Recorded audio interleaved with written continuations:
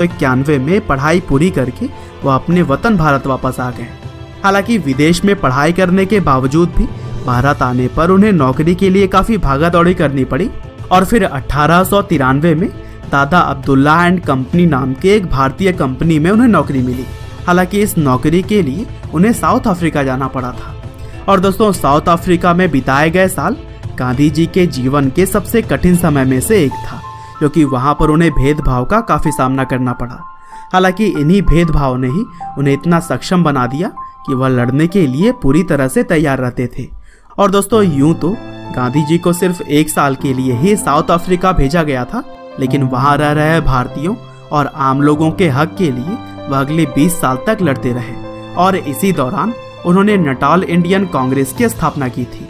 और दोस्तों, अफ्रीका में रहते हुए गांधी जी ने एक निडर सिविल राइट्स एक्टिविस्ट के रूप में खुद की पहचान बना ली थी।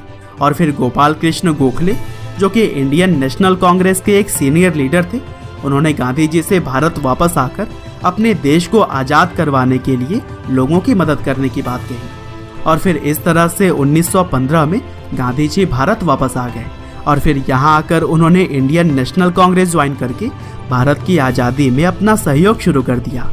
और दोस्तों, भारत के अंदर महज कुछ सालों में ही वह लोगों के चहेते बन गए और फिर अहिंसा के मार्ग पर चलते हुए उन्होंने भारत के लोगों में एकता की गांठ बांध दी।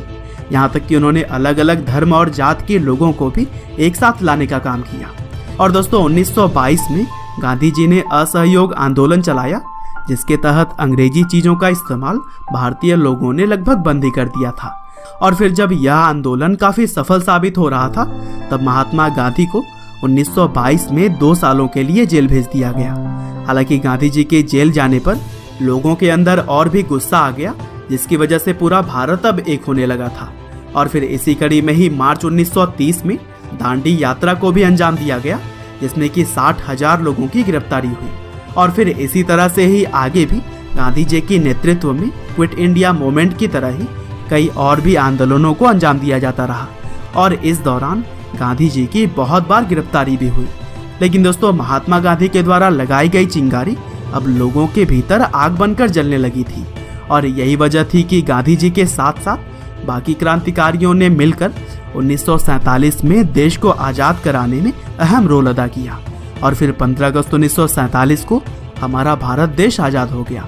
हालांकि अभी देश के अंदर आज़ादी का जश्न चल ही रहा था, तभी 30 जनवरी 1948 को नाथूराम